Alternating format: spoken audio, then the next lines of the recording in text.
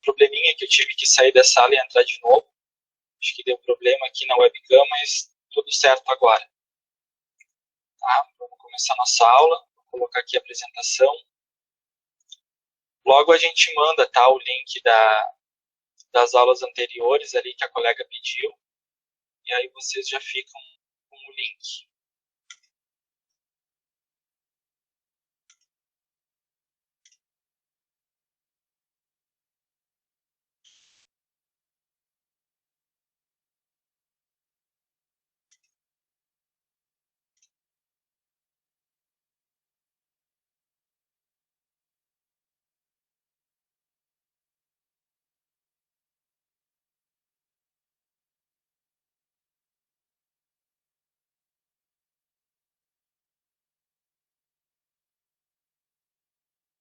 Bom, pessoal, então essa semana a gente vai entrar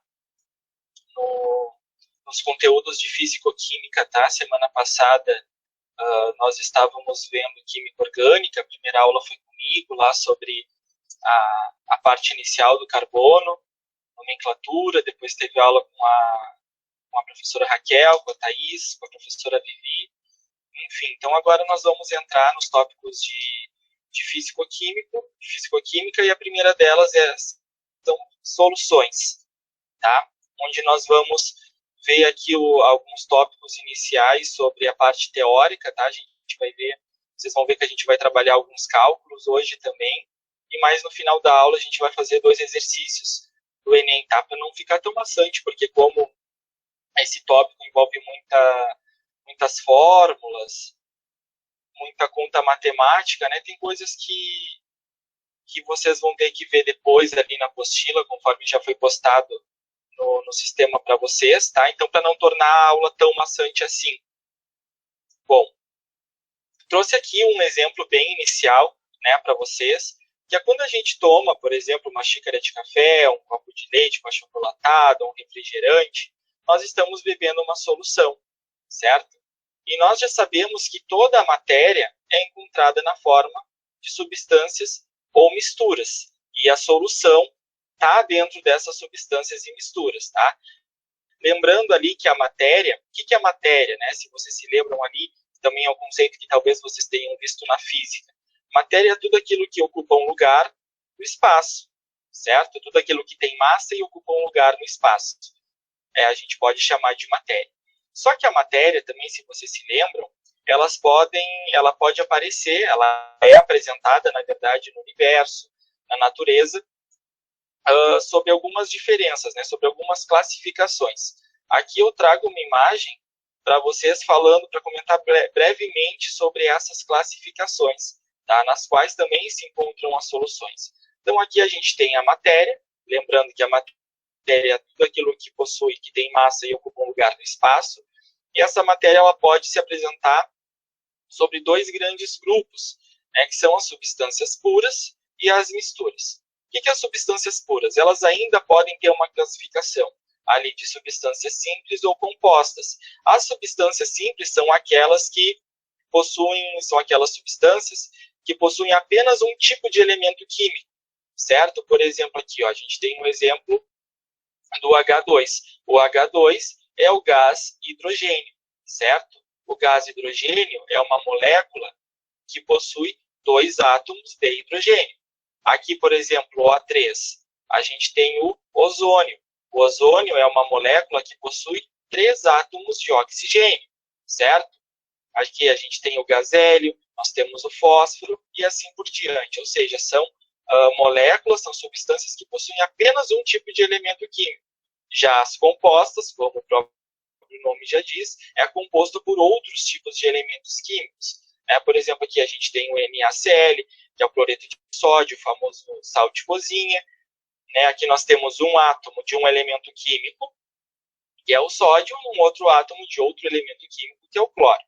Assim também como o dióxido de carbono, composto pelo carbono, o oxigênio e os outros demais exemplos, assim por diante.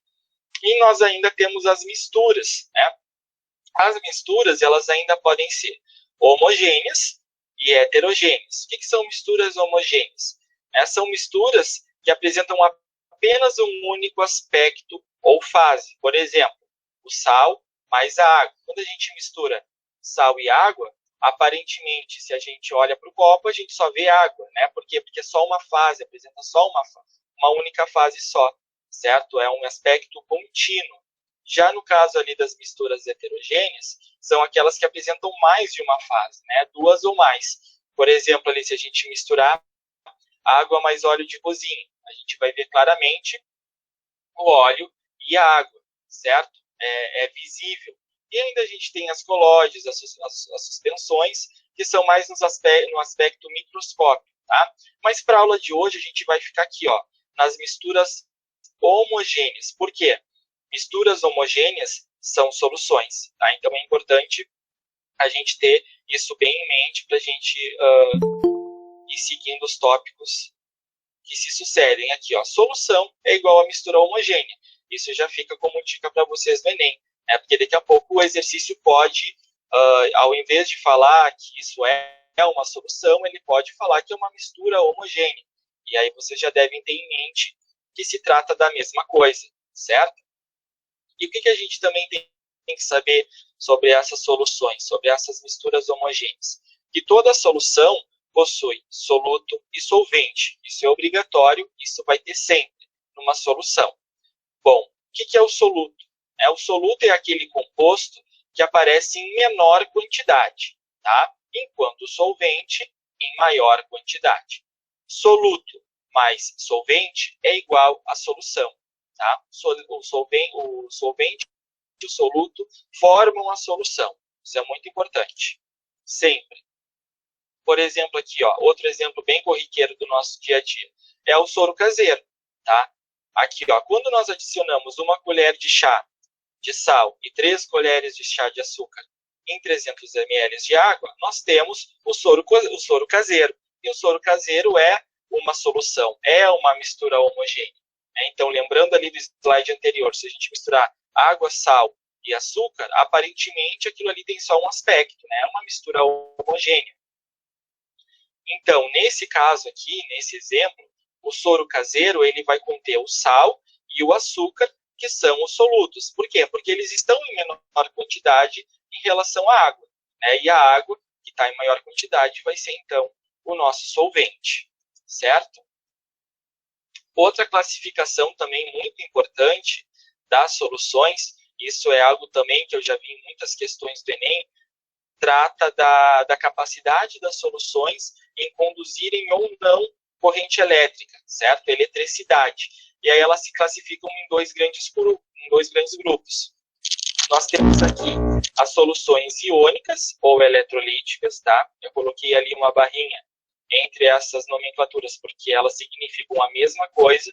Então, novamente, daqui a pouco a questão do Enem não vai falar solução eletrolítica, vai falar solução iônica. E vocês, né, devem ter em mente que se trata da mesma coisa também. Bom, essas soluções iônicas e eletrolíticas, elas conduzem a corrente elétrica. E agora eu já vou explicar o porquê. E a outra classificação são as soluções moleculares ou não eletrolíticas, tá? Mesma coisa, duas maneiras de se tratar a mesma coisa. Essas não conduzem corrente elétrica, certo? Aqui no primeiro exemplo, eu tenho um exemplo aqui de solução iônica, tá? Ou solução eletrolítica. Reparem que aqui eu tenho um exemplo de novo do cloreto de sódio, sal de cozinha, tá? Quando ele for adicionado na água, vai haver uma dissociação dessa molécula, certo? Formando íons. E esses íons vão promover a passagem de corrente elétrica. Vamos um pouquinho mais anterior, tá? Lembram lá de ligações químicas? Que as ligações químicas elas podem ser metálicas, elas podem ser iônicas ou podem ser covalentes. Então, assim, ó, o que uma ligação iônica caracteriza? Né? É uma ligação de um elemento metálico e de um elemento ametálico. Lembram disso também, né? Vocês conseguem também ver na tabela periódica onde se encontram os metais, onde se encontram os ametais, certo? Então, ali, o Na, o sódio, ele é um elemento metálico. O cloro é um elemento ametálico. Se eles estão ligados entre si, obrigatoriamente eles estão fazendo uma ligação iônica, tá? Porque é esse o pressuposto da ligação iônica. metal mais ametal. No caso do sódio, o sódio ele é um elemento que quer doar elétrons, né? Ele está ali no primeiro grupo da tabela periódica. Ele tem um elétron ali na última camada e ele quer se livrar daquele elétron para ele seguir a teoria do octeto. Lembram da teoria do octeto?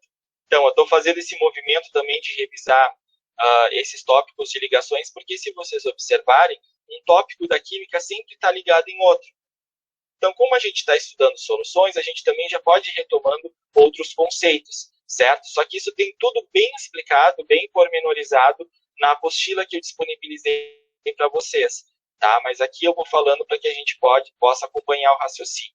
Então, o Na ele tem um elétron lá na última camada e ele quer se livrar para seguir a teoria do octeto. Já o cloro, ele tem 7 elétrons na última camada. Ele precisa de mais um para ficar com 8 e atingir a configuração semelhante aos gases nobres. Lembram? Que os gases nobres, eles geralmente não fazem ligações químicas, tá? Salvo algumas exceções. Por isso que eles são nobres, eles não precisam se ligar com outros para atingir a estabilidade eletrônica, diferentemente dos outros elementos, que sempre vão estar ligados uns com os outros para poder atingir essa estabilidade, tá? Então, o que acontece? Quando esses elementos se ligam, eles formam, então, uma molécula, né? E o cloro, ele é aquele que captura o elétron do sódio, e o sódio é aquele que fornece, ou que doa o elétron, né? Como a gente costuma falar. Bom, já o caso da água, a água é uma ligação, a água é uma molécula covalente, né? Ele faz aqui uma ligação covalente, porque o hidrogênio e o oxigênio são ametais, né? Com ametal formam ligações covalentes, ou ligações moleculares, certo? Só que o hidrogênio, o oxigênio, lembram que ele é muito eletronegativo, né? Então, ele acaba por capturar o elétron dos hidrogênios ali, e ele fica com os elétrons para si, né? Então, ele fica muito negativo. Quando o cloreto de sódio se mistura com água, essa parte negativa aqui, ó, do oxigênio, que puxou mais para o lado dele esses elétrons do hidrogênio, ele acaba por o quê? Por capturar a parte positiva dessa molécula, que no caso é o sódio, tá? Da mesma maneira acontece com o cloro em relação ao hidrogênio. O cloro capturou esse elétron aqui do sódio, então ele está muito negativo, então ele acaba atraindo esses hidrogênios que ficaram muito positivos, né? Porque como eles doaram elétrons, eles acabaram ficando com mais prótons do que elétrons, por isso que a gente fala que eles ficaram mais positivos.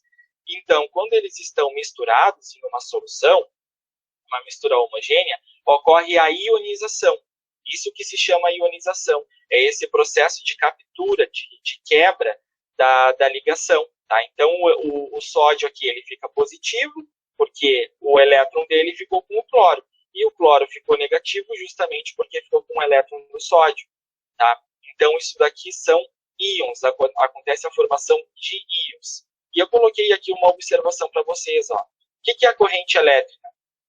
A corrente elétrica é o movimento ordenado de elétrons livres ou íons em um condutor elétrico, quando submetidos a uma tensão elétrica ou diferença de potencial. Tá? E é justamente o que vai acontecer aqui. Ó. Nós não temos elétrons livres, mas nós temos formação de íons. Então, dentro dessa solução, nós temos a presença de íons, e aqui nesse exemplo a gente tem uma diferença de potencial elétrico no nosso geradorzinho, e acaba acontecendo um movimento ordenado desses íons, certo? Então, por isso que essa solução é denominada uma solução iônica, né? Uma solução eletrolítica, porque ela vai passar a conduzir corrente elétrica.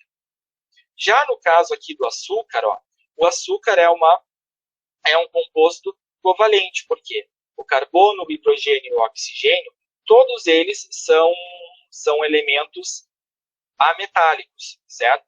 Ametálicos com ametálicos formam ligações, formam moléculas covalentes, certo?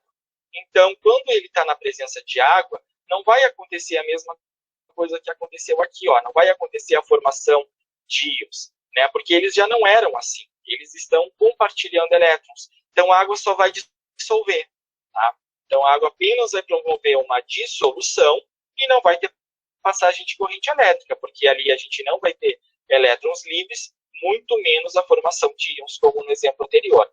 tá? Isso é muito importante também vocês terem em mente. Eu falei aqui, eu fui entrando um assunto no outro, mas também é importante, né, como eu já falei ali para vocês, que um tópico da química sempre está relacionado com o outro.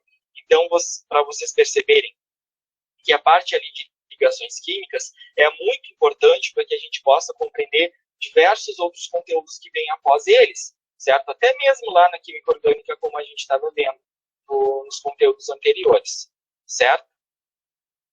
Então, aqui eu tinha colocado a observação 2, falando sobre os tipos de ligações, que eu já comentei ali no slide, né, e da corrente elétrica. Está tudo na apostila também. Mas, então, agora, voltando mais para a parte específica, que a gente daqui a pouquinho já vai entrar nos cálculos, vamos falar um pouco sobre solubilidade, né, algo muito pertinente às soluções. Então, o que é o coeficiente de solubilidade? É algo muito importante, tá? Que também possuem algumas classificações que seguido aparecem nas questões do Enem, do PAV, vestibulares em geral. Então, o coeficiente de solubilidade é a capacidade máxima que um solvente tem em dissolver uma certa quantidade de soluto em uma dada temperatura. E ela possui 4 classificações principais, tá? Nós temos as soluções insaturadas, que é quando o soluto não está na quantidade máxima, tá? Então, por exemplo, assim, ó, quando eu coloco ali um copo de água e ponho um pouquinho de açúcar ou de sal e mexo, eu não percebo nada de muito diferente, né? Ali eu tenho uma solução insaturada, porque o soluto não está na quantidade máxima. E o que significa essa quantidade máxima, então? Então, a gente vem ali para saturada e para saturada com corpo de chão ou de fundo. A solução saturada é quando o soluto está na quantidade máxima. Se eu colocar um pouquinho a mais, eu já vou ir para outra classificação, que é a saturada com corpo de chão ou de fundo. Ó, que é quando parte do soluto é dissolvido, né, a sua capacidade máxima, e parte fica no fundo do recipiente. Então, se a gente começar a colocar açúcar ou sal, vai chegar um momento que vai haver um pouquinho de açúcar ou sal no fundo do copo. E mesmo que a gente continue mexendo, a gente não vai conseguir mais dissolver, tá? Porque ele tem uma capacidade máxima de dissolução ou dissociação ali dentro do soluto, certo? Então, quando ultrapassa esse limite, ele entra nessa classificação, saturada com corpo de chão ou fundo. E a supersaturada é um tipo especial, ó. É quando uma solução é aquecida e resfriada lentamente. E aí ela vai conseguir dissolver mais soluto do que se não tivesse passado por esse processo, tá? Então, assim, ó, eu coloco sal num copo de água, mexo. E aí ela fica com um pouquinho de corpo de fundo. Se eu aquecer, a temperatura vai fazer com que aquele fundo que ficou ali no copo seja solubilizado, tá? E aí eu não enxergo mais aquele corpo de chão. E aí, no processo que ele vai se resfriando depois, certo? Então, são essas 4 classificações. Insaturada, saturada, saturada com corpo de chão ou fundo, mesma coisa, mesmo jeito de falar a mesma coisa, duas palavras para falar a mesma coisa, na verdade, e supersaturada, tá? Então, aqui tem um gráfico, ó, da solubilidade, tá? Então, aqui, ó, se eu tenho um ponto no meu gráfico que ela está abaixo da curva de solubilidade, essa curva aqui a gente chama de curva de solubilidade, tá? Se eu tenho aqui um ponto lá num exercício, que agora a gente já vai entrar num, vocês vão conseguir compreender melhor, e ela está abaixo dessa curva, significa que essa solução ela está insaturada, ou seja, ela não está na capacidade máxima ainda de soluto dentro daquele solvente. E isso vai variar muito de substância para substância, né, pessoal? Porque daqui a pouco o açúcar ele possui um coeficiente de solubilidade, o sal possui outro, e assim por diante. Isso é de cada substância, tá? E se um exercício pedir especificamente para vocês, ele vai dar os dados necessários para que a gente possa resolver. Se eu tenho um ponto em cima da minha curva, então eu digo que eu tenho uma solução saturada, certo? Que ele já está, ele não está insaturado, mas ele ainda não está com corpo de chão, diferente da supersaturada, tá? Que aí ela fica acima da curva. Bom, observações importantes também a respeito disso. A dissolução é proporcional à quantidade de solvente e não à temperatura, tá? Isso é muito importante vocês saberem também, porque eu já vi uma questão ali no Enem, que era para saber qual era a afirmativa certa, e depois a gente tinha que marcar ali qual era a opção. Tá? E tinha isso. Então é importante a gente se ater, porque vocês não podem confundir isso daqui com aquela classificação que a gente estava vendo, ó, de supersaturada. São coisas diferentes. A dissolução é proporcional sempre à quantidade de solvente e não à temperatura. Muito embora eu possa aumentar a temperatura e ir resfriando lentamente para que ela tenha uma solubilidade maior. Mas são situações diferentes. E eu tenho dois tipos de dissolução também. A endotérmica é aquela que quanto maior a temperatura, maior a dissolução. E a exotérmica, que quanto maior a temperatura, menor a dissolução. Tá? E algumas substâncias dissolvem mais quando aquecidas, e outras dissolvem menos. Também depende muito do tipo de substância, tá? Se a gente colocar ali um sal dentro de uma água, um tipo de sal qualquer, eu posso aumentar a temperatura e vai dissolver mais. Mas tem umas que são oposto. Quanto mais eu aqueço, menos elas dissolvem. Daí elas vão formando um corpo de chão dentro daquele recipiente. Tá? Também depende muito da substância. O exemplo do gráfico aqui, ó. Vamos fazer essa daqui juntos. Qual ou quais as substâncias mais solúveis a 20 graus Celsius? Tá? Então é importante também a gente saber ler e interpretar os gráficos, certo? Por exemplo, vocês sabem que um gráfico é sempre composto por dois eixos. Nós temos aqui o eixo do Y e o eixo do X. Vamos ver o que diz cada um deles. Ó. O eixo de Y, esses valores aqui, eles são valores em gramas de soluto para saturar 100 gramas de água. Tá? Vamos ler de novo. Gramas de soluto para saturar 100 gramas de água. Então, por exemplo, aqui, ó, se eu tiver alguma coisa nesse eixo, significa que eu vou ter 50 gramas de soluto, né, vamos usar esse exemplo daqui, ó, essa substância aqui, para saturar 100 gramas de água em uma dada temperatura. Aqui no eixo do X eu tenho a temperatura em graus Celsius. E ele quer saber a substância mais solúvel a 20 graus Celsius. E o que seria uma substância mais solúvel? Uma substância mais solúvel é aquele que consegue solubilizar mais, é aquele que consegue dissolver mais gramas de soluto em menos quantidade de água ou numa dada quantidade de água, como é no caso aqui do gráfico, ele já estipulou 100 gramas de água. Tá? Então vamos aqui nesse primeiro exemplo aqui, ó, dessa linha em azul aqui, ó, que se eu não me engano, o nome desse daqui é sulfato de cérvio 3. Sulfato de cérvio 3, se eu não me engano. Vamos iniciar por ele, tá? Que está mais embaixo. Então, aqui, ó, a 20 graus Celsius. Então, eu tenho que começar a reparar aqui no meu eixo do X, que está nos 20 graus, tá? Então, a gente sempre vai analisar essa faixa aqui, ó, tá? E cruzar com o eixo Y, conforme a gente for analisando a substância em questão. Bom, iniciando por essa daqui, nos 20 graus, nós temos que a 20 graus Celsius, né, nesse ponto, ele vai dissolver o quê? 20 gramas de soluto em 100 gramas de água. Compreenderam? Por que 20 gramas de soluto? Porque aqui, ó, todos esses valores expressam valores em gramas de soluto, para saturar 100 gramas de água. Tá? Importante a interpretação do gráfico. Então, será que ele é solúvel? Mobilizar mais, tá? Vamos ver o outro exemplo aqui. O NH4Cl, né, que é o cloreto de amônio. Nós temos aqui, ó, novamente, vamos observar o eixo do X nos 20 graus Celsius. Então, eu chego aqui nesse ponto. Bom, qual é o eixo do Y agora? Nesse ponto aqui, ó. Se eu traçar com o mouse aqui, com o cursor, eu vou ver que ele está entre 30 e 40. Vamos colocar 35, né? Que são esses valores intermediários aqui. Então, isso significa que o cloreto de amônio a 20 graus Celsius vai solubilizar 35 gramas dele mesmo, né, do cloreto de amônio, em 100 gramas de água. Será que ele é o mais solúvel? Acho que não. Aqui eu tenho o exemplo do cloreto de sódio, ó, que ficou bem próximo aqui, que é mais ou menos a mesma questão. Ele vai solubilizar uns 35 gramas também de soluto, mais ou menos. Tá? Aqui, essa curva em vermelho aqui também, então, nem se fala. Ó. Ele vai solubilizar 30, ó. 20 graus Celsius. Ele está aqui. Aonde que ele também está no eixo do Y? Aqui, ó, nas 30 gramas. Tá? Então, qual que nos resta? Essa substância aqui de cima. Ó. Vamos fazer de novo.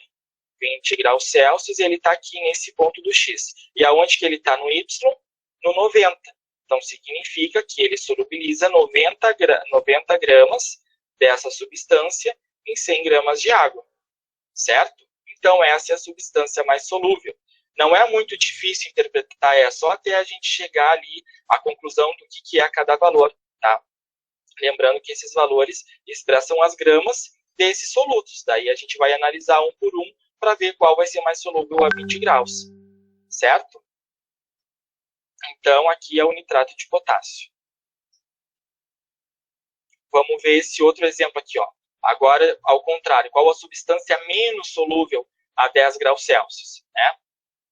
Vamos começar por esse aqui. Ó. Bom, a gente já sabe que esse daqui de cima não vai ser, né? Conforme ele no exercício anterior. Então, aqui, ó, nos 10 graus Celsius, vamos analisar esse aqui, 10 graus Celsius. O eixo dos 10 graus. Bom, a gente chega aqui nessa curva vermelha, vamos começar a analisar por essa substância. Né? Então, aqui, ó, nos 10 graus, ele vai solubilizar quanto? 20 gramas de nitrato de potássio em 100 gramas de água. Tá? Bom, coincidentemente de cara, a gente já viu que essa é a substância menos solúvel a 10 graus Celsius. Tá?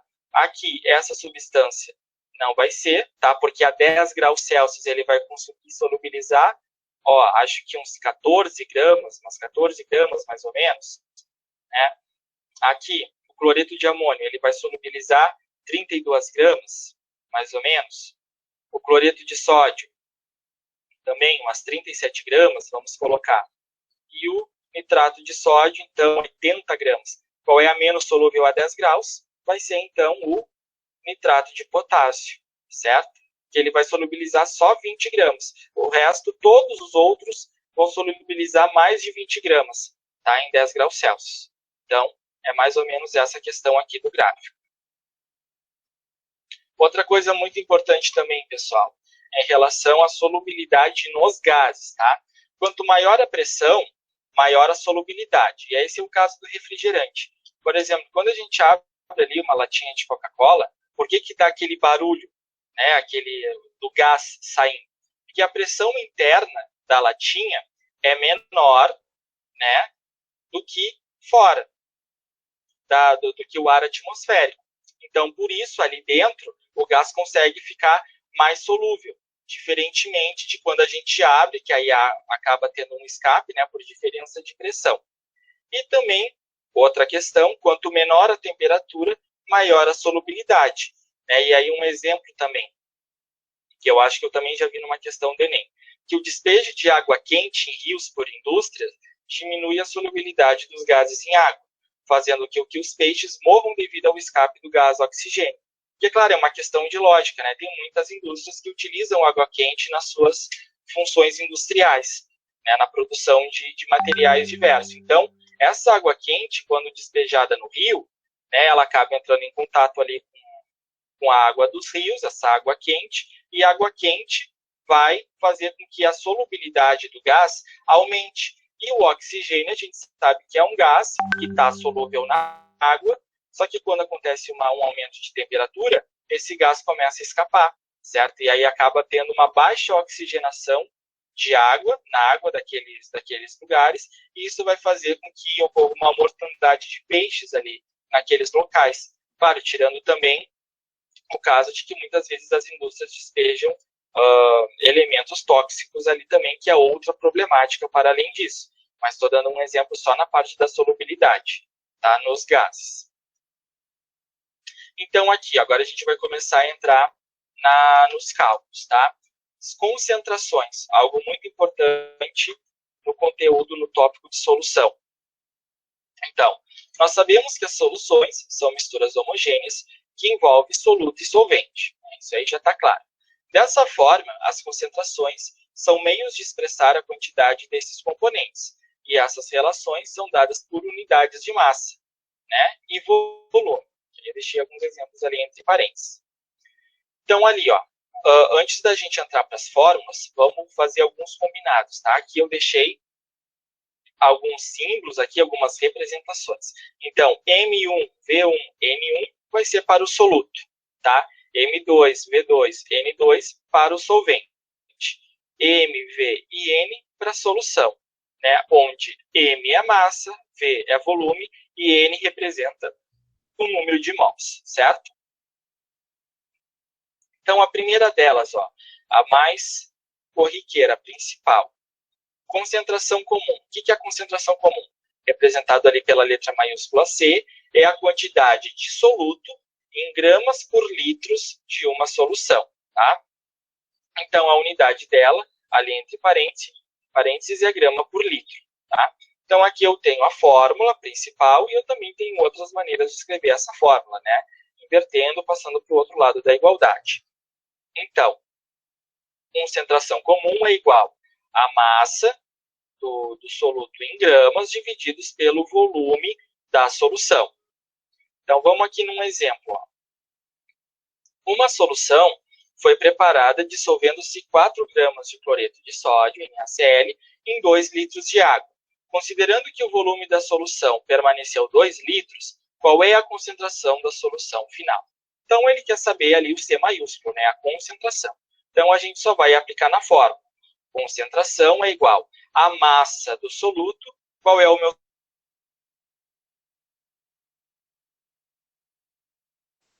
soluto? E aqui são 4 gramas divididos pelo volume. Qual é o meu volume? 2 litros.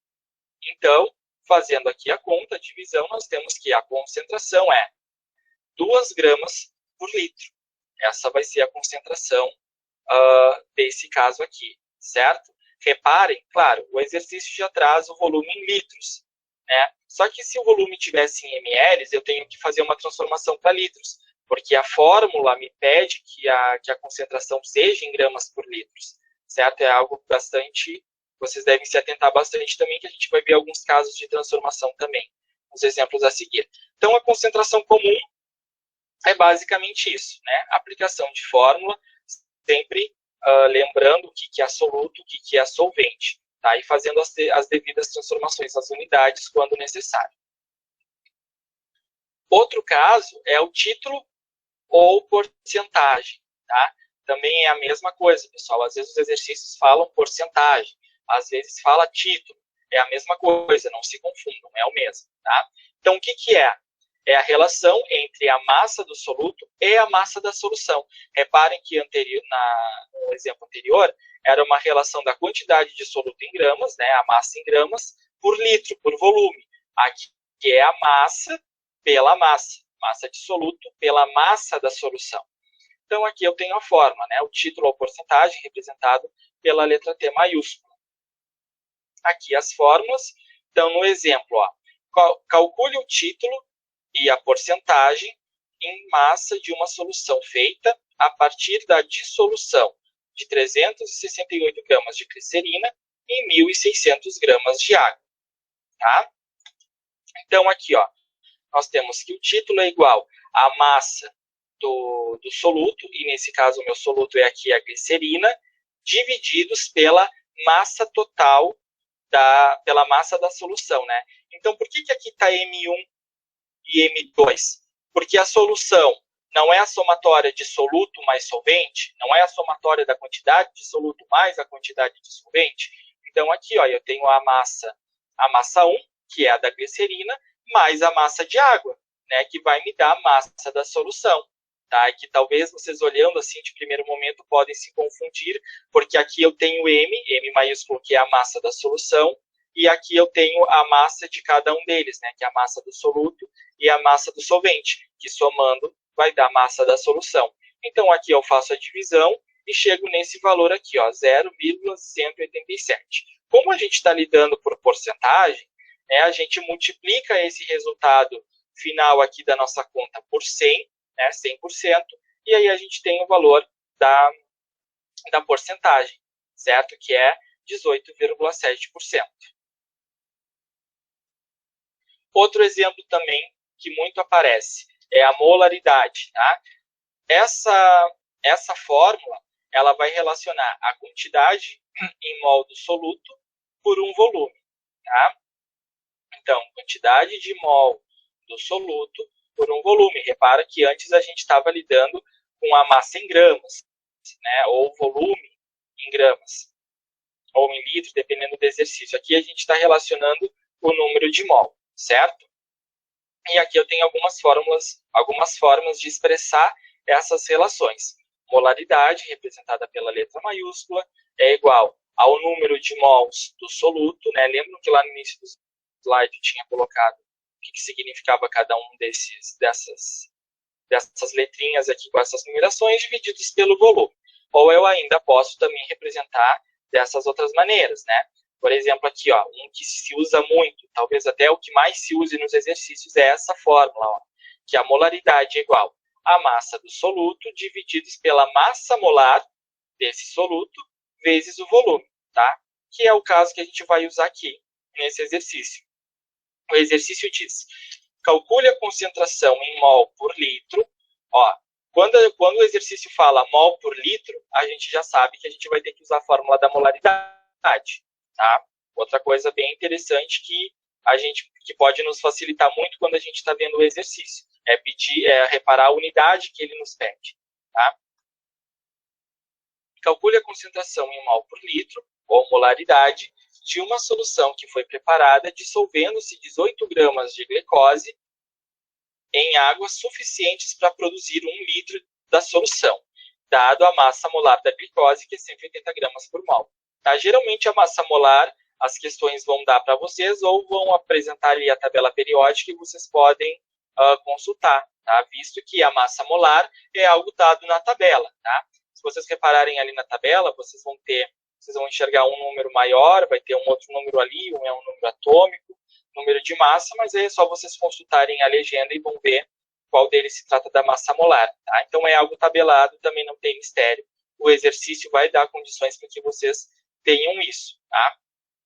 Então aqui, ó, ele quer saber a molaridade, certo? Então, a molaridade é igual à massa do soluto, que o exercício disse que é 18 gramas, divididos pela massa molar desse soluto, vezes o volume. Né? A massa molar do soluto, eu tenho que é 180 gramas por mol. Tá? Nos slides anteriores eu até coloquei o exemplo da molécula de glicose. Então, é a gente só somar a quantidade daqueles elementos ali, a massa de cada um, que a gente vai chegar na massa da molécula. Tá? Vezes o volume, que nesse caso aqui é 1 litro. Tá? Fazendo aqui a conta, a devida multiplicação, a divisão, a gente vai ter que a molaridade dessa solução é 0,1, certo? Mols por litro. Outra fórmula, fração molar, representado pela letra X. Tá? É uma relação entre o número de mols. Tá? Soluto, solvente, solução. Então, eu tenho aqui, ó, o N1 divididos por N e o N2 divididos por N. Tá? Sendo ali que o nosso N2, o N1 é o soluto, o N2 é o solvente, que é uma relação de mols entre eles, certo? Sendo que se eu somar o número de mols do soluto com o número de mols do solvente, eu vou chegar ali num cálculo que vai dar 1, que é igual a tudo que se tem. E a gente vai ver o porquê que a gente vai chegar nesse 1. Vamos no exemplo, para a gente compreender melhor. Ó, sabendo que uma mistura gasosa foi formada a partir de 0,6 mol de gás carbônico com 1,2 mol de gás nitrogênio, determine as frações molares do gás carbônico e do gás nitrogênio presentes nessa mistura, certo? Então, eu tenho 0,6 mol de gás carbônico e 1,2 mol de gás nitrogênio. Ó, os dados do exercício. Como o nitrogênio está em maior quantidade, ele será o solvente. Lembra desse conceito também.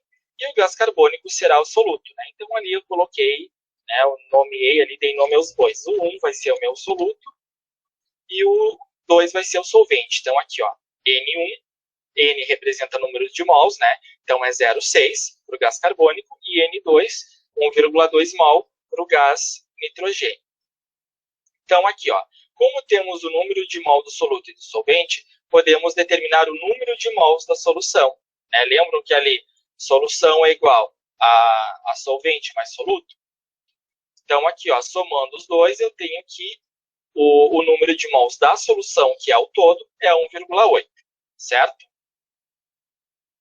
Então, aqui, ó, tendo em mãos o número de mol de todos os participantes e da solução, basta calcular as frações molares. Daí a gente vai usar essa fórmula que a gente estava vendo. Ó. Então, x1, fração molar do soluto, é igual a números de mol do soluto divididos pelo número de mols da solução. Então, números para o gás carbônico, né, que é 0,6 mol, divididos por 1,8. Por que 1,8?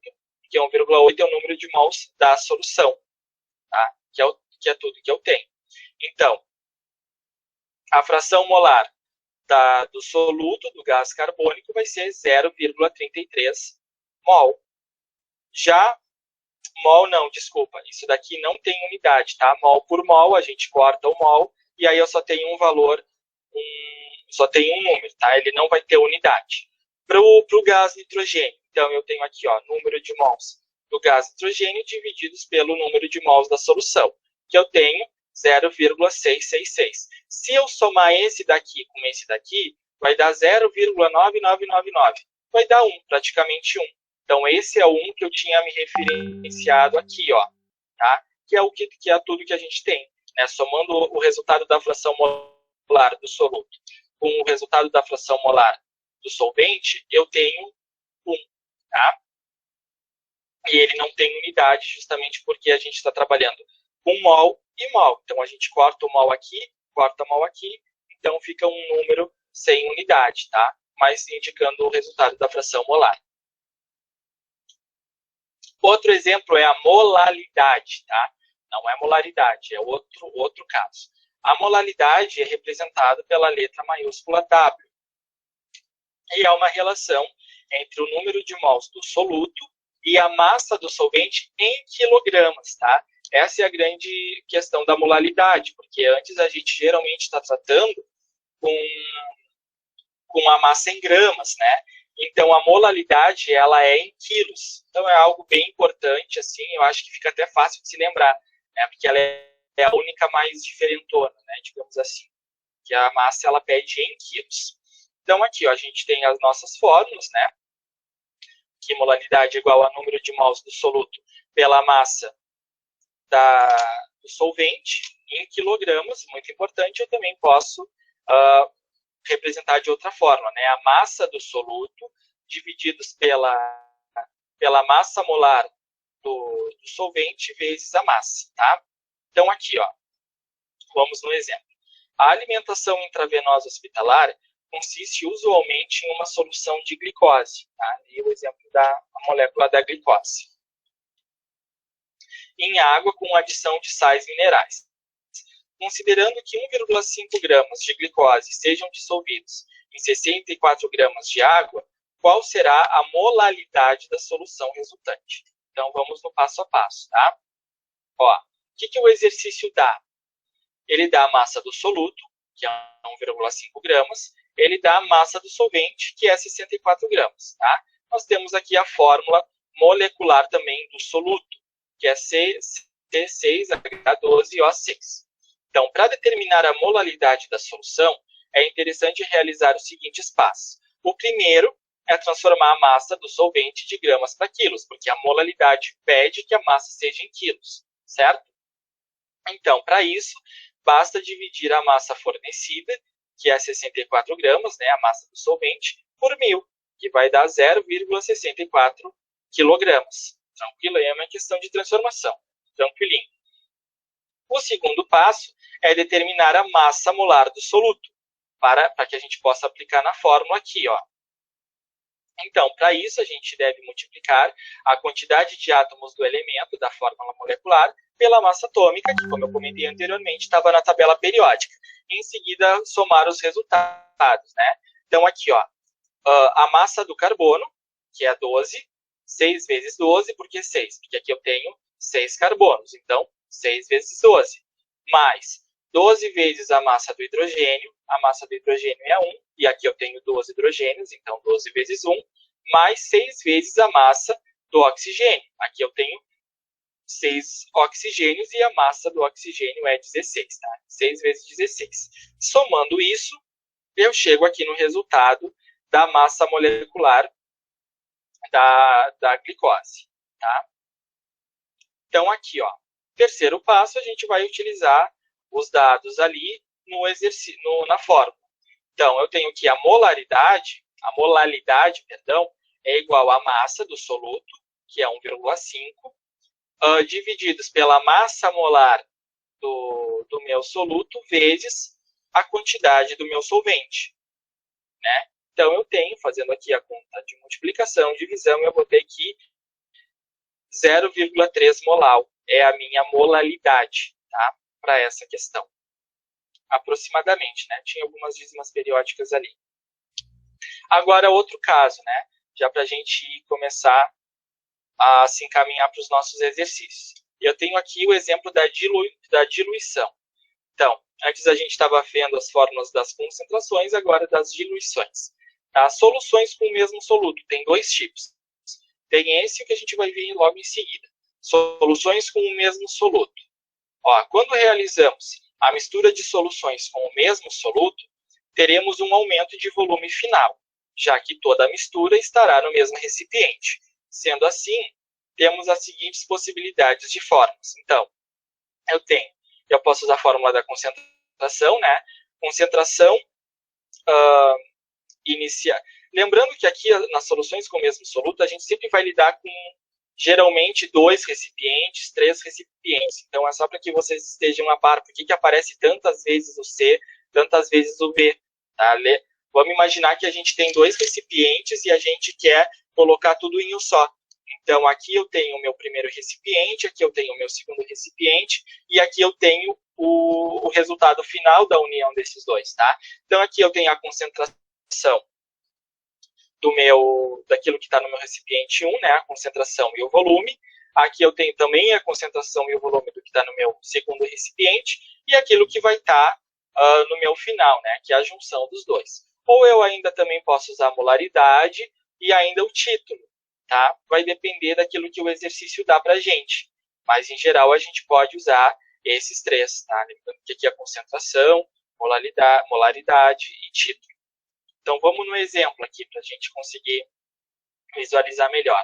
Ó, uma solução que apresenta 0,4 gramas por litro de C6H12O6, que é a nossa glicose, dissolvidos em 150 ml de solução, é misturado a outra solução. Então, reparem que aqui, ó, eu tenho o meu primeiro recipiente, né, que tem 150 ml e 0,4 gramas por litro de glicose dissolvidos nela, misturado a outra solução, né, que possui 0,2 gramas por litro de glicose também dissolvidos em 50 ml de água.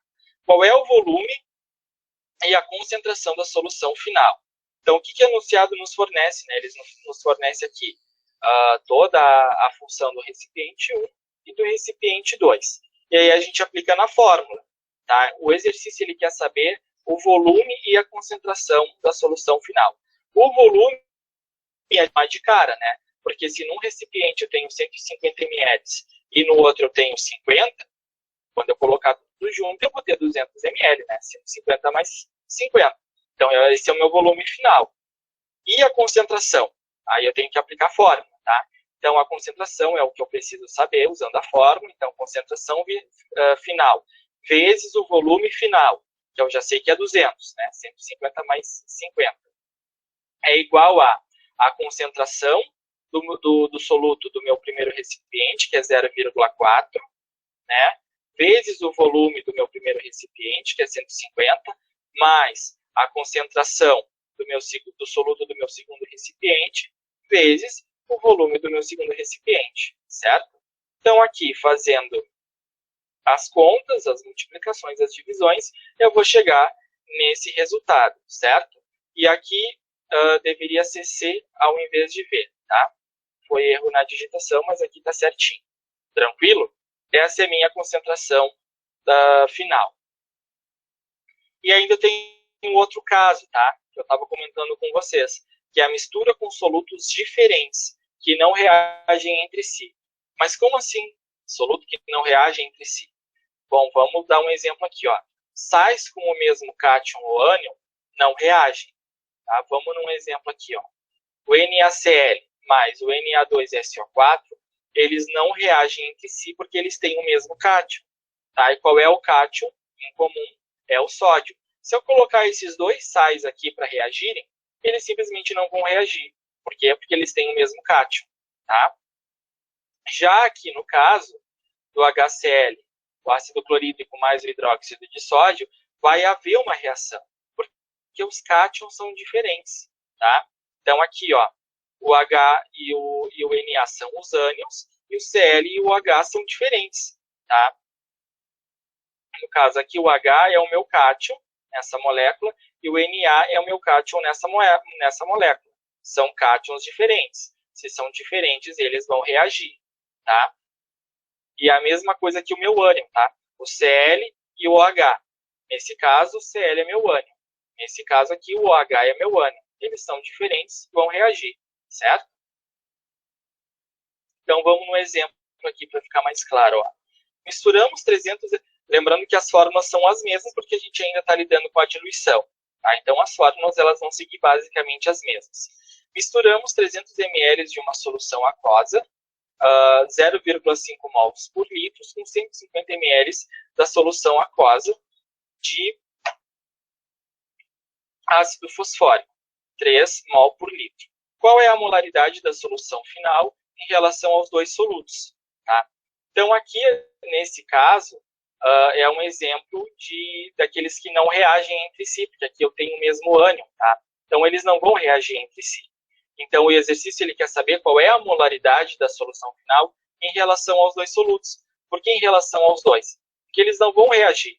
Eles vão continuar sendo os mesmos que são, só que num volume diferente, tá? Por isso que ele quer saber a molaridade, diferentemente lá da minha diluição, tá? Aqui, ó. Então, vamos calcular separadamente, já que ele quer saber em relação aos dois solutos. Então, do ácido fosfórico, eu tenho a massa, a molaridade, né? Perdão, a molaridade aqui do ácido fosfórico vezes o volume do ácido fosfórico, que é igual a molaridade final, tá? Lembrando que aqui eu tenho 300 ml e aqui eu tenho 150. Então, qual é que vai ser a minha solução final? Vai ser 450 ml, né? O volume da minha solução final vai ser 450 ml. É a mesma coisa que o exercício anterior. A gente não precisa fazer uma fórmula para saber isso, só somando de cara a gente já chega à conclusão. Então, ele quer saber a minha molaridade final nesse novo volume de solução. Então, aqui, jogando as informações na fórmula, eu vou ter que a minha molaridade final vai ter esse valor aqui, certo? Talvez não tenha ficado claro, ó, vamos de novo. Aqui eu tenho a minha molaridade do ácido fosfórico e o volume do meu ácido fosfórico inicial, tá? Isso é o meu inicial. E eu quero saber a molaridade final, já que o volume eu já sei, que é 450. Só vou aqui, ó, colocar os valores na fórmula e chego no resultado. Para o fosfato tripotássico é a mesma coisa, tá? Aqui eu tenho a minha molaridade do fosfato tripotássico, o volume do meu fosfato tripotássico, que é igual à molaridade final, que é o que eu quero saber, vezes o volume final, tá? Então, aqui, novamente, eu aplico na fórmula e eu chego nesse resultado. Tranquilo? Reparem que aqui, ó, o volume final, para os dois vai ser o mesmo, porque eu vou jogar... essa substância está num recipiente, e essa substância está em outro recipiente. Eu vou jogar todos no mesmo recipiente. Só que como eles não reagem entre si, a única coisa que vai mudar vai ser a concentração, porque antes eu tinha essa substância num volume de 300 e agora eu vou ter essa mesma substância em um volume de 450. E é a mesma coisa que essa outra substância, certo? Só que ainda também tem um outro caso, ó, que o exercício ele pode pedir a concentração de cada íon. Lembrando que íons são cátions e ânions, tá? cátios são aqueles positivos, ânions são os negativos. Para isso, a gente precisa usar a molaridade final e atentar ao número de íons. Então, a nossa molaridade final a gente já tem ali, né? A gente só vai fazer um pequeno cálculo para saber a concentração desses íons, que é uma coisa que às vezes os exercícios do Enem pedem. Ó.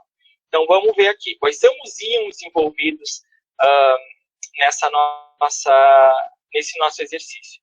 Nós temos o H+, nós temos o K+, e nós temos o PO4 menos 3. Tá? Só que o PO4 menos 3, ele aparece nos dois casos. Ó. Aparece aqui e aparece aqui. Tá? Então, temos 1, que é o mesmo, um íon, 2, que é o hidrogênio, e 3, que é o potássio. Temos 3 íons, então vamos calcular para os 3. Vamos começando aqui pelo hidrogênio. A fórmula do H3PO4 apresenta 3 unidades dele. 3 unidades de quem? Do hidrogênio, do H+. Então, eu simplesmente multiplico, né, a atomicidade aqui 3 vezes 0,33, que é a molaridade final, que é o que está ali. Tá? Então, 3 vezes 0,33 é 0,99 mol por litro. Então, essa minha solução, ela apresenta uma concentração de 0,99 mols por litro de íons H+, certo? Então, entenderam porque aqui eu multipliquei esse valor, que é a molaridade final, por 3? Porque 3 é esse número que está acompanhando o hidrogênio. Ó. Eu tenho 3 íons de hidrogênio aqui. Tranquilo? Então, para o K+, é a mesma coisa. Ó. A fórmula K3PO4 também apresenta 3 unidades do K+. Aqui eu tenho K3, tenho 3. Então, 3 vezes 1. Né? Por que 1? Porque aqui, ali o meu resultado deu 1. Certo? 3 vezes 1, 3 mols por litro. Tá? Então, eu tenho uma concentração de 3 mols por litro de íons K+, nessa minha solução. E para o PO4, a fórmula H3PO4 apresenta uma unidade. E a fórmula K3PO4 mais uma. Tá? Aquilo que eu estava explicando para vocês. Ó. Aqui eu tenho um e aqui eu tenho um que é o mesmo. Como se trata do mesmo grupo em ambos solutos, nós podemos somá-los. Tá? Então, aqui eu tenho o 0,33, que eu tenho 1, eu somo e aí eu chego que a minha concentração de íons PO4 menos 3 é 1,33 mols por litro. Tranquilo? Então, aqui vamos às questões, né, que a gente já se estendeu um pouquinho mais rapidamente, para finalizar. Ó. Primeira questão. Em um caso de anemia, a quantidade de sulfato de ferro 2, massa molar, que possui a massa molar de 152 gramas por mol, recomendada como suplemento de ferro, foi de 300 miligramas dia, certo? Acima desse valor, a mucosa intestinal atua como barreira, impedindo a absorção de ferro. Foram analisados 5 frascos de suplemento, contendo solução aquosa de FeSO4, cujos resultados encontram-se no quadro, tá? De sulfato de ferro 2. Então, aqui eu tenho um frasco com 0,02 mols por litro, 2 com 0,2 mols por litro e assim por diante. Ó, se for ingerida uma colher de 10 ml por dia do medicamento para anemia, a amostra que conterá a concentração de sulfato de ferro 2 mais próxima da recomendada é a do frasco de número. Então, a gente vai ter que calcular a concentração de sulfato de ferro 2, que vai ter em 10 ml por dia, admitindo que esses 10 ml por dia vai ter 300 miligramas dessa substância, e vai ter que comparar o resultado que a gente achar com alguns desses frascos. Tá? Qual fórmula eu devo usar aqui? Tá? Vocês repararam que a concentração ele está dando em mol por litro? E qual é a nossa fórmula da concentração que é em mol por litro? É a molaridade. Tá? Então, lembram que eu tinha comentado com vocês anteriormente? Quando o exercício ele nos dá a unidade, já é meio caminho andado, porque a gente não tem que ficar pensando em qual fórmula a gente vai usar. Tá? Aqui ele está dando mol por litro, a gente sabe que vai ter que usar a fórmula da molaridade. Tá? Então, aqui, ó, o que o exercício me traz? A quantidade de sulfato de ferro 2 recomendada é 300 miligramas por dia. Né? A massa molar do sulfato de ferro 2, o exercício me deu, que é algo tabelado. E assumindo uma ingestão de 10 ml por dia, né, sendo que por dia eu vou ter 300 miligramas de sulfato de ferro 2 nesses 10 ml de solução. Tá? Então, qual é a quantidade mais próxima ali em relação aos frascos? Eu comentei com vocês que a gente tinha que usar a fórmula da molaridade, né? Porque o exercício aqui já me deu a charada, ó, mol por litro.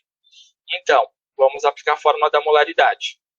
Molaridade é igual a massa do soluto, e aqui reparem que eu já fiz a transformação para gramas, né? Porque o exercício ele me deu em miligramas, só que a fórmula eu preciso aplicar ela em gramas, eu preciso que a unidade esteja em gramas. Tá? A gente faz a transformação e chega aqui no resultado, 0,3 gramas.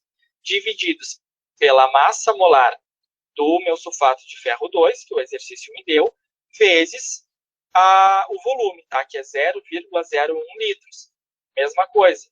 Aqui, ó, o exercício me disse que é 10 ml, só que a gente, na fórmula, precisa usar em litros. Tá? Então, eu também, 10 ml é igual a 0,01 litros. Uma questão de transformação também. E aí eu chego a esse resultado aqui, certo? 0,2. Então, aqui, se for ingerido uma colher de 10 ml por dia do medicamento, a amostra que conterá a concentração de sulfato de ferro 2 mais próxima da recomendada é a do frasco de número 2, tá? Porque ali o meu resultado deu 0,2. Então, 0,2 mol por litro é o que eu devo ingerir diariamente, tá? É o que eu vou ingerir diariamente se eu tiver 300 miligramas por dia em 10 ml. Tá? Então, eu vou ter que comprar um frasco que tenha essa concentração que eu preciso, que nesse caso é o frasco 2. Tranquilo? Então, ali é só uma aplicação de fórmula, a interpretação do exercício e a aplicação na fórmula. Tranquilo? Bom, último exercício.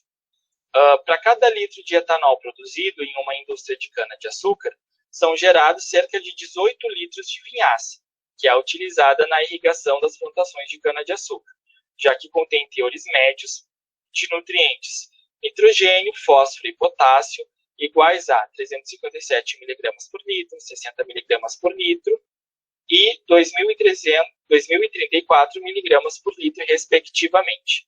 Bom, na produção de 27 mil litros de etanol, a quantidade total de fósforo em quilos disponível na vinhaça será mais próxima de... Aí nós temos as opções, tá? Pessoal, até agora, a gente vinha lidando muito com fórmulas, né? Vendo quais são as fórmulas que a gente tem, vendo também quais unidades a gente deve trabalhar cada uma delas, e ali também buscando perceber alguns elementos que o exercício pode nos dar ou não, para que a gente possa ter o discernimento de qual fórmula usar, tá? Só que dependendo do exercício, do caso, nem sempre a gente vai precisar usar fórmula, tá? Que é o caso desse exercício. Então, já digo de antemão que esse exercício ele não vai precisar da gente usar fórmula, uma daquelas fórmulas, tá?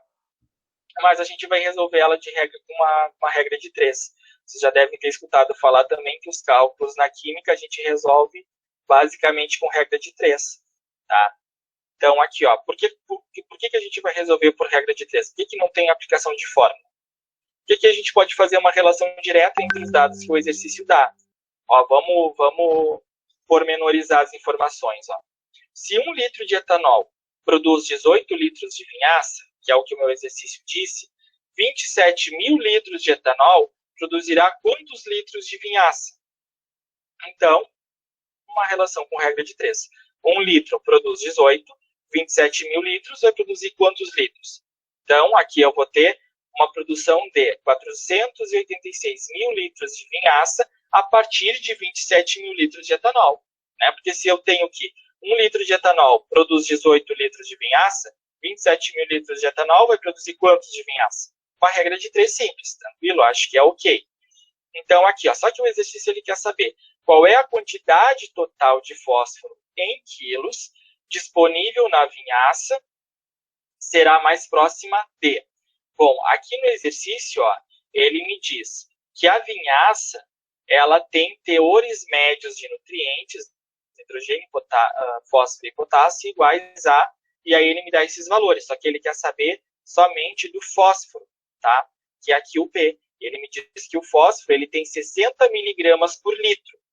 Bom, se em 1 litro eu tenho 60 miligramas, que o exercício me dá, em 486 mil litros eu vou ter quantas gramas? Também é uma regra de 3 simples. Então, eu vou ter que 29 mil miligramas, tá? Só que ele quer saber em quilos, ó. Ele quer saber em quilos. 29 mil miligramas é a mesma coisa que 29 quilos, tá?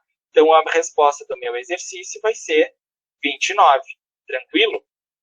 Então, saiba também que os exercícios, dependendo dos dados que ele fornece, nem sempre vocês vão precisar usar uma fórmula, mas às vezes só uma relação direta ali com regra de 3, sabendo interpretar o exercício. Então, vocês percebam que a grande questão é saber interpretar e aplicar a fórmula, né? Porque aí os cálculos é o de menos, digamos assim. Apesar que essa é uma dica que eu ia dar para vocês. Se vocês repararam também, a gente lida com muitas transformações, né? Litros para mililitros, gramas para quilos. De repente, algum exercício pode pedir até em metros quadrados, se tratar de volume. Então, é muito importante vocês estudarem bem essa questão de transformação das unidades e também verem a questão da matemática, porque a gente lida com muitos números pequenos, né? Tanto na divisão quanto na multiplicação. E a gente é muito acostumado a usar a calculadora, né? No Enem, obviamente, vocês não vão poder usar a calculadora. Então, é bom também que quando vocês forem fazendo os exercícios, vocês já venham tentando fazer sem o uso da calculadora, né? Porque às vezes, claro, a gente vai ter a questão, a gente vai ter que interpretar, vai ter que se lembrar de qual fórmula vai usar. E aí, se tiver mais alguma dificuldade ali no cálculo entre si, às vezes a gente vai perder um pouco de tempo. Então, quanto mais rápido vocês conseguirem fazer, melhor, que vocês otimizam o tempo da prova melhor também. Então, até dou uma dica para vocês, né? Quem quiser, quem achar que precisa, tem alguns vídeos no YouTube que lembra ali, até dá alguns macetes de resolver divisão e multiplicação com números com vírgula, porque é o que a gente mais usa aqui na química, né, principalmente. Então, é bem interessante, assim, caso vocês puderem olhar para que vocês possam desenvolver esses cálculos de forma mais rápida, tá? O restante dos exercícios está na apostila. Também, retorno a falar, na apostila, toda aquela questão teórica, ela está mais pormenorizada, né? Aqui nos slides eu dei um geral. Alguma dúvida que vocês tiverem, vocês podem consultar a apostila de novo, ou qualquer coisa vocês podem me procurar ali pelos nossos canais de comunicação, tá? Então, eu agradeço a vocês pela atenção à aula de hoje e desejo a vocês bons estudos, certo? E até a aula da semana que vem. Muito obrigado.